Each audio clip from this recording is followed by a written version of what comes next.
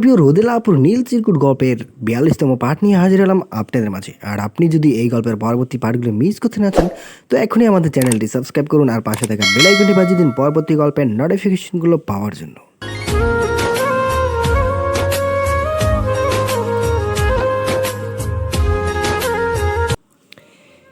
খাওয়া শেষে দীর্ঘ এক ভাত ঘুমের পর বড় মামার সাথে দেখা করলো নাদিম। বড় মামা মাত্রই পরিষদ থেকে ফিরেছেন। ঘামে ভেজা ক্লান্ত শরীর নিয়ে বৈঠক ঘরের বারান্দায় এসে বসে আছেন। চোখে মুখে আগের সেই জৌলুস নেই। বার্ধক্য হানা দিয়েছে শরীরে। শক্তপোক্ত শরীরটা ঢিলেঢালা থলথলে হয়ে গিয়েছে। মামার সামনে বেতের মোড়ায় বসে কৌতূহলী চোখে সবটা পর্যবেক্ষণ করলো নাদিম। আপনার শরীরটা বোধহয় খুব একটা ভালো যাচ্ছে না মামা।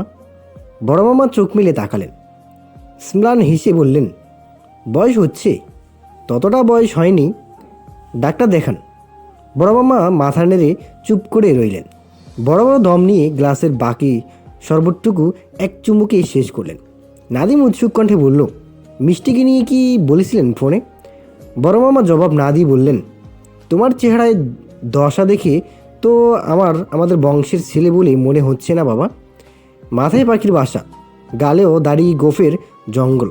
ঢাকা শহরে গুন্ডামি করে বেড়াও নাকি? হ্যাঁ? নাদিম হাসল। বড় মামা তীক্ষ্ণ চোখে চেয়ে রইলেন নাদিমের পুরো ঠোঁট জোড়ার দিকে। খুব পরিচিত সেই হাসি। নাদিম হেসে বলল, আমি তো আপনাদের বংশের ছেলে নই মামা, আমার বংশ ভিন্ন। বড় মামা কিছুক্ষণ চুপ থেকে নাদিমের লক্ষ্য করলেন, তারপর মৃদু কণ্ঠে বললেন, মায়ের বংশ কি নিজের বংশ নয়? হওয়ার তো কথা নয়। বড় মামা বিড়বিড় করে বললেন, আমি মতিনকে বলে দিচ্ছি, বাড়ি এসে চুলদারি ছেড়ে দিয়ে যাবে তোমার। ভদ্রলোকদের এভাবে থাকতে নেই। নাদিম মাথার ঘন চুলগুলো ঝাঁকিয়ে বলল, সে দেখা যাবে। আপনি বরং মিষ্টির কথা বলুন, ওর জন্যই তো এত জরুরি তলব। কেন ডেকেছেন সেটা বলেন। বড় মামা চওড়া চেয়ারটাতে গায়ে এলিয়ে দিয়ে চোখ বুঝলেন। অত তারা কিসের? আজই এলে বিশ্রাম নাও, কাল সকালে না হয় কথা হবে। কাল সকাল পর্যন্ত তো থাকতে পারছি না মামা। আসার সময় ফেরার টিকিট করেই এসেছি, সন্ধ্যায় ট্রেন, রাতের মধ্যেই ঢাকা পৌঁছাতে হবে। বড় মামা অবাক হয়ে বললেন, সে কি, এতদিন পর এসে আজই ফিরে যাবে? কিছুদিন থাকো, টিকিটের ব্যবস্থা আমি করে দেব। টিকিটটা কোনো ব্যাপার না বড় মামা, ব্যাপারটা আমার ঢাকা ফেরা নিয়ে। বন্ধুরা অপেক্ষা করছে। নাদিমের উত্তরটা বড় মামার ঠিক পছন্দ হলো না।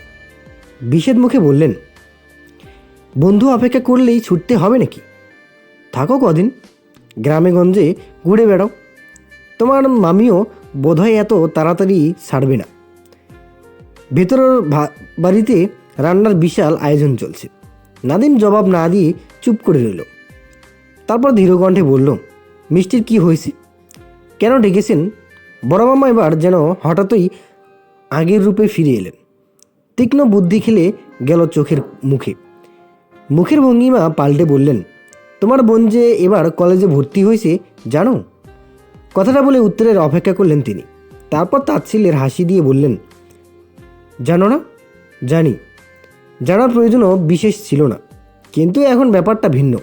মিষ্টি বড় হয়েছে, ওর একটা বিয়ের ব্যবস্থা করা আবশ্যক। নাদিম ভুরুকুসকে চেয়ে রইল। মিষ্টির বিয়ে?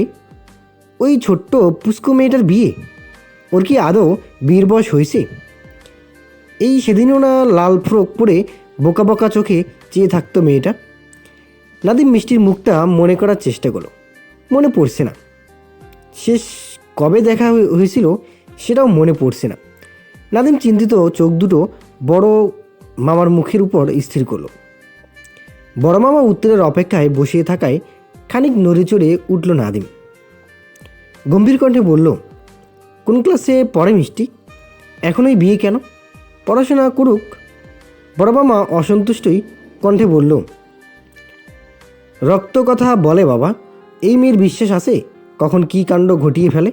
মেয়েটাকে বিয়ে দিতে পারলে আপদ বিদেয় হয়। নাদিমের চোয়াল শক্ত হয়ে এলো। বিস্ময় নিয়ে খেয়াল করলো সে রেগে যাচ্ছে। বড় মামাকে ধরে বেধরম পেটাতে ইচ্ছে করছে তার। শালা পিশাচ। নাদিমকে বিরক্ত মুখে বসে থাকতে দেখে মৃদু হাসলেন বড় মামা। ভারী বুদ্ধিদীপ্ত চোখে তাকালেন। সেই কুটিল চোখ দুটোর দিকে চেয়ে নাদিমের কি ঘৃণা হলো। হওয়ার কথা না। নাদিম মানুষকে পর্যবেক্ষণ করে মজা পায়, প্রকাশ্যে অপ্রকাশ্যে গালি দেয়, বেধরম পেটা হয়, কিন্তু ঘৃণা করে না। নাদিম শুকনো চোখে চেয়ে বড় মামার মনোভাব বোঝার চেষ্টা করলো। বড় মামা চাকর শ্রেণীর কাউকে ডেকে কিছু একটা আনতে বললেন। তারপর চিন্তিত হওয়ার ভান করে বললেন, আজকাল বিয়ের বাজার খুব সোজা নয় বাবা। তারপরও মেয়ে হলো জারজ, জেনে শুনে জারজ মেয়েকে ঘরের বউ কী করবে শুনি? টাকা পয়সা দিয়ে পার করা ছাড়া তো আর কোনো উপায় দেখছি না বাপ। নাদিমকে বিরক্ত মুখে বসে থাকতে দেখে বড় মামা ব্যস্ত কণ্ঠে বললেন, তোমার এসব ঝামেলায় জড়াতে হবে না বাবা। যেমন আসো তেমনই থাকো, ব্যবস্থা যা করার সব আমিই করব। কিন্তু টাকা পয়সার ব্যাপারটা তো তোমাকেই দেখতে হবে বাবা। মেয়ের ভাই যেহেতু তুমি, সে হিসেবে দায়িত্ব তো তোমারই হলো।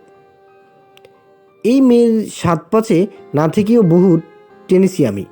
আর কত, আমারও দুটো মেয়ে আছে।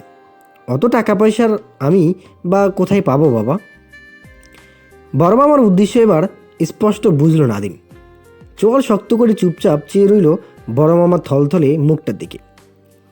চাকরটা এসে একটা কালো চামড়ার ব্যাগ দিয়ে যেতেই ব্যাগ থেকে কিছু কাগজ বের করে নাদিমের দিকে এগিয়ে দিলেন।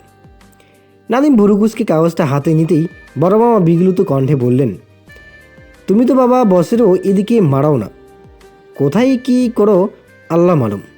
তাই বলছিলাম কি, তোমার নামে বাবা যে 4 একর জমি রেখে গিয়েছেন, সেই জমিটা বরং ছেড়ে দাও, অযথা পড়ে আছে। ওগুলো বিক্রি করে মিষ্টির বিয়েটা। বলতে বলতে থেমে গেলেন বড় মামা। সামনে বসে থাকা ছেলেটির শক্ত চোয়াল, অকপট চাহনি দেখে হঠাৎই চমকে উঠলেন তিনি। কয়েক সেকেন্ডের জন্য আদিবকে বিভ্রম হলো তার।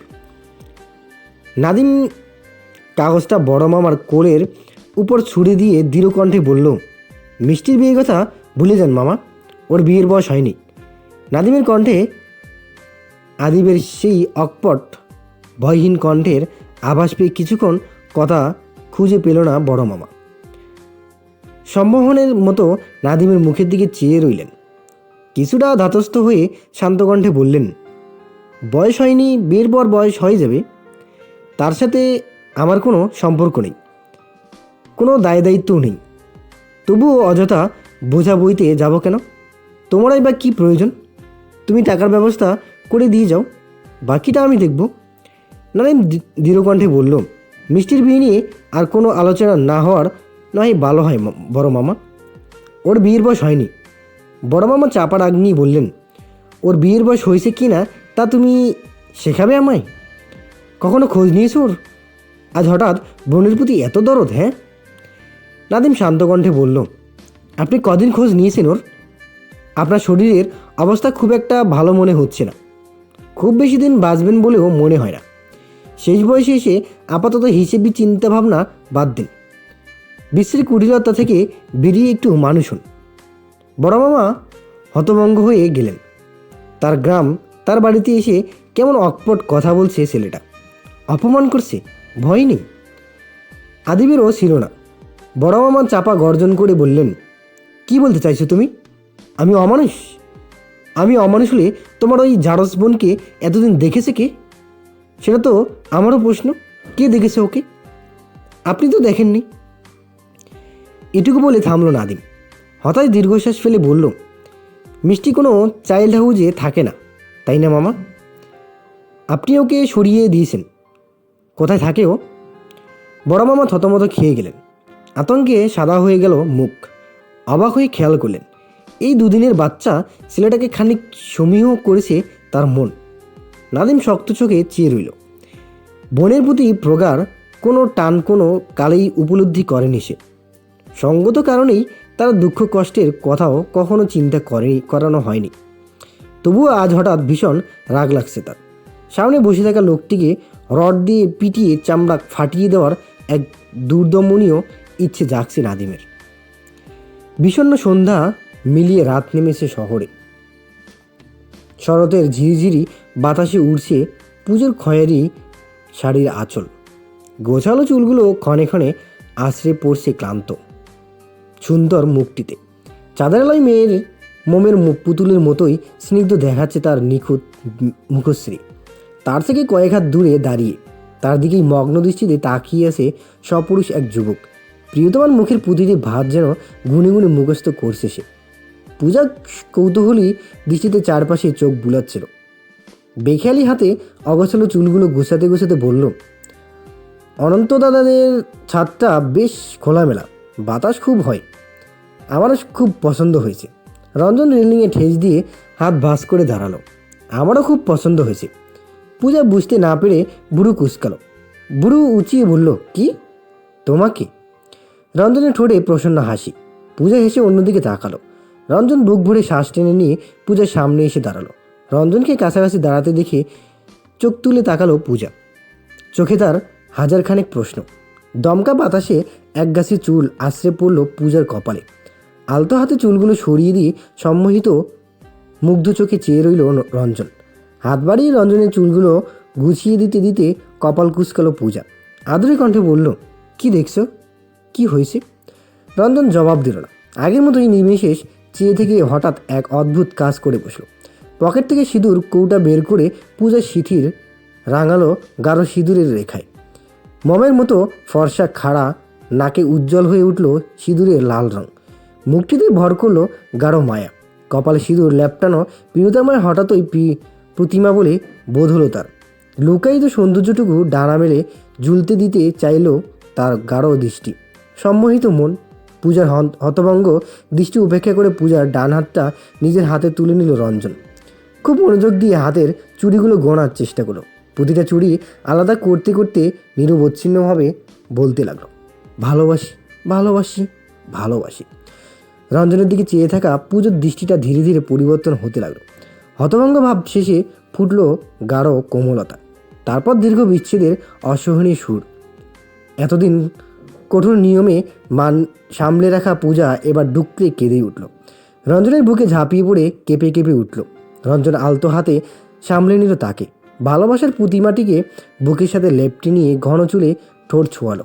ভীষণ আবেগ নিয়ে বলল, ভালোবাসি। পূজার কান্নার আওয়াজ দৃঢ় হলো। দুই হাতে খামচে ধরল রঞ্জনের পাঞ্জাবি। যেন ছিঁড়ে দিলেই ফুরিয়ে যাবে, হারিয়ে যাবে অনেক দূর দেশে। রঞ্জনের ভারী পাপড়ি খানিকটা ভিজে উঠল। কি হয়তো সিক্ত কণ্ঠে বলল, তোমাকে বুক পকেটে ক্যারি করার ক্ষমতা থাকলে দুর্দান্তই হতো পূজা। বিশ্বাস করো, বুক পকেটে খুব যত্ন করে লুকিয়ে রাখতাম তোমায়। হঠাৎ হঠাৎ বের করে মন ভরে দেখতাম, অল্প একটু দুষ্টু আদর করতাম, ইচ্ছে মতো ভালোবাসতাম, তারপর আবারও লুকিয়ে রাখতাম বুক পকেটের এক কোণায়। তোমার ঠাকুর নাকি সব পারে দিতে, বলো তো আমায় এমন ক্ষমতা? আমার খুব দরকার তোমায়, খুব বেশিই দরকার। পূজা মাথা তুলে তাকালো। ডান হাতের পিঠ দিয়ে চোখ মুছে ভুরু কুঁচকালো। ঠাকুর শুধু আমার, তোমার নয়? উহু, আমার নয়, আমার ওসবে বিশ্বাস নেই। তাহলে সিঁদুরে বিশ্বাস কি করে এলো? রঞ্জন হেসে বলল, সিঁদুরটা তো তোমার বাবার জন্য। সুন্দরী বউ রেখে দেশে ছাড়ছি, সিকিউরিটির প্রয়োজন আছে না? সিঁদুর পরিয়ে সিলগালা করলাম, ছবি তুলে দলিল করব। সেই দলিল তোমাকে বাবাকে হোয়াটসঅ্যাপ করে ট্যাগ মার্কে লিখব। রঞ্জনের ব্যক্তিগত জিনিস। পূজার চোখ ছোট ছোট করে বলল, সবসময় ফাজলামো না? রঞ্জন হেসে ফেলল। পূজাকে কাছে টেনে নিয়ে শক্ত করে জড়িয়ে ধরে বলল, আরে আমি সিরিয়াস। পূজা প্রত্যুত্তর না করে চুপ করে পড়ে রইল বুকে। রঞ্জন জোরালো শ্বাস নিয়ে কৌতুকমাখা কণ্ঠে বলল, এখন একটু কেঁদে নাও তো। কাল এয়ারপোর্টে কিন্তু কান্নাকাটি চলবে না।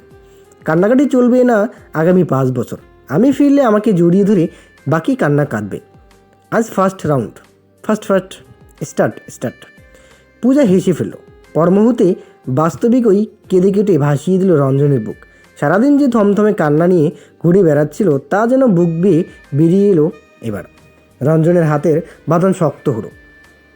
ঠোঁট দুটো নিবদ্ধ হলো প্রিয়সীর কপালে। ফিসফিস করে বলল, তুমি তো আমায় সিলগালা করলে না পূজা। ঠিক সেই সময় বাড়ির সামনে এসে দাঁড়ালো একটি লম্বাকৃতি ছায়া। ল্যাম্পপোস্টের ফিকে আলোয় ক্লান্ত দেখালো তার মুখ। রাস্তার পাশে শুয়ে থাকা নেদি কুকুর দুটো ঘেউ ঘেউ করে এলাকা মাথায় তুলল। রূপালি চাদরটা কারো ভালোবাসার সাক্ষী হয়ে লাজুক মুখ লুকালো শরতের শুভ্র মেঘের ছায়ায়। কালো পাঞ্জাবি গায়ে ক্লান্ত যুবকটি বাড়িতে প্রবেশ করতেই ঝিমিয়ে থাকা আড্ডাটা মাথা চাড়া দিয়ে উঠল। 11-এর ঘরে পৌঁছে যাওয়া ঘড়ির কাঁটাটা যেন নিমিষেই সন্ধ্যাতে নেমে এলো। উচ্ছ্বাসিত কলরবে মুখরিত হলো বন্ধুমহল। মেয়েটা যখন মারা গেল তখন ঘড়িতে 12টা কি 1টা বাজে। অ্যাক্সিডেন্ট কেস, 10 দিন হাসপাতালে ভর্তি থেকে 11 দিনের মাথায় মৃত্যু। আরফান যখন শেষবার চেক আপ করলো তখন মেয়েটি বেঁচে ছিল। লাইফ সাপোর্টে নিঃশ্বাস চলছে, ক্লিনিক্যালি ব্রেন ডেড, বাঁচার সম্ভাবনা ক্ষীণ। আরফান মৃত্যু দেখে অভ্যস্ত, নিজের পেশার খাতিরেই প্রতিদিন অসংখ্য মানুষকে মৃত্যুর কোলে ঢলে পড়তে দেখে সে। এই সকল মৃত্যু খুব একটা স্পর্শ করে না তাকে, মানসিক পীড়া দেয় না। কিন্তু এবার ব্যতিক্রম কিছু ঘটল। চেক আপ শেষে মেয়েটির স্বামীকে যখন চেম্বারে ডেকে বলল, রোগীর বাঁচার আশঙ্কা কম, আপনারা মেন্টালি প্রিপেয়ার থাকার চেষ্টা করুন, 1-2 ঘন্টার মাঝেই খারাপ কোনো সংবাদ শুনতে হতে পারে, আপনারা চাইলে এখনও লাইফ সাপোর্টে রাখতে পারেন, তবে এর লাভ বিশেষ হবে বলে মনে হয় না। আরফান কথাগুলো খুব প্রফেশনালি বলছিল, সবসময় যেমন বলে ঠিক সেভাবেই, কিন্তু সামনে বসা ছেলেটির হতভম্ব অসহায় দৃষ্টি যেন তার মনের কপাটে শক্ত এক আঘাত হানল। পুরোটার সময় ছেলেটি দিশেহারা চোখে আরফানের মুখের দিকে চেয়ে রইল, একটা কথাও বলল না। একসময় আরফানের সন্দেহ হলো ছেলেটি তার কথা শুনছে তো। আরফান 1 গ্লাস পানি এগিয়ে দিয়ে বলল, আপনি ঠিক আছেন? ছেলেটি একদৃষ্টে চেয়ে রইল ঝকঝকে পরিষ্কার গ্লাসটির দিকে, জবাব দিল না। আদৌ কিছু বুঝতে পারছে বলেও মনে হলো না। ছেলেটির চোখে মুখের অসহায়ত্ব, দিশেহারা ভাব দেখে জানে না কেন হঠাৎ নম্রতার মুখটা ভেসে উঠল আরফানের চোখে। বুকে স্পষ্ট এক ব্যথা তরতর করে বাড়তে লাগলো। ছেলেটি উদ্ভ্রান্তের মতো চেম্বার ছেড়ে বেরিয়ে গেলেও সেই ব্যথাটা রয়ে গেল। মাংস খামচে বসে রইল আরফানের বুকে। শুরু হলো অস্থিরতা। বিষয় নিয়ে খেয়াল করলো গোটা ডাক্তারি জীবনে এই প্রথম কোনো রোগীর মৃত্যুতে কাঁদতে ইচ্ছে করছে তার। কিন্তু এমনটা তো হওয়ার নয়, হয়নি কখনো। তবে আজ কেন? আরফান অস্থিরতায় হাঁসফাঁস করছে, কাজে মন বসছে না। ঘুরে ফিরে মনে পড়ে যায় মৃত মেয়েটির মুখ। সেই মুখটা যদি নম্রতার হতো তবে। আরফান কেঁপে ওঠে। নম্রতার প্রতি তার প্রগাঢ় দুর্বলতা ধীরে ধীরে উপলব্ধি করে। অনন্তদের বাসা থেকে ফিরে মাত্রই বিছানায় গা এলিয়েছে নম্রতা। সারাদিনের ঝড়ঝাপ দৌড়ঝাঁপ, ঢাকায় ফিরে বাসর ঘর সাজানো, বন্ধুদের সাথে আড্ডা, সব মিলিয়ে ক্লান্ত হয়ে পড়েছে গা। 2 চোখ ভার করে আসতে চাইছে রাজ্যের ঘুম। কিছুটা তন্দ্রাচ্ছন্ন হয়ে পড়েছিল নম্রতা। ভাষা ভাষা কিছু স্বপ্ন বোধহয় দেখছিল। ঠিক তখনই ফোনের ঘন্টি বাজল। নম্রতা ঘুমের মাঝেই চমকে উঠল। তন্দ্রাচ্ছন্ন চোখে ডাক্তার নামটা দেখে বিস্ময়ে স্তব্ধ হয়ে গেল নম্রতা। তাড়াতাড়ি ঘড়ি দেখল 1:20। আরফান যেখানে সপ্তাহে 3 থেকে 4 দিনের বেশি ফোন দেয় না, সেখানে এত রাতে তার ফোন পেয়ে বোকা বনে গেল নম্রতা। ফোন রিসিভ করে সন্ধিহান কণ্ঠে হ্যালো বলতেই ওপাশ থেকে প্রশ্ন ছুড়ল আরফান, কেমন আছেন আপনি? বিষয়টা বুঝতে কয়েক সেকেন্ড সময় লেগে গেল নম্রতার। হতভম্ব ভাব কাটিয়ে বলল, হঠাৎ এত রাতে? উচিত হয়নি, রেখে দেব? নম্রতা ব্যস্ত হয়ে বললাম না। তা কেন? এখনও রেগে আছেন? না। তাহলে কণ্ঠ এমন শোনাচ্ছে কেন? আপনি ঠিক আছেন? আরফান লম্বা একটা শ্বাস টেনে নিয়ে বলল, আমি হয়তো আপনাকে মিস করছি নম্রতা। আপনাকে দেখতে ইচ্ছে করছে, এই মুহূর্তে দেখতে ইচ্ছে করছে। এই অদ্ভুত ইচ্ছে কেন হচ্ছে আমার? আরফানের কণ্ঠে কী ছিল জানা নেই, কিন্তু সেই কণ্ঠে বলা বাক্যগুলো হঠাৎই বড় সুমধুর ঠেকল নম্রতার কানে। আরফানের অকপট প্রকাশে সম্বিত হয়ে পড়ল সে। আরফানের করা প্রশ্নের কোনো সঠিক জবাব খুঁজে পাওয়া গেল না।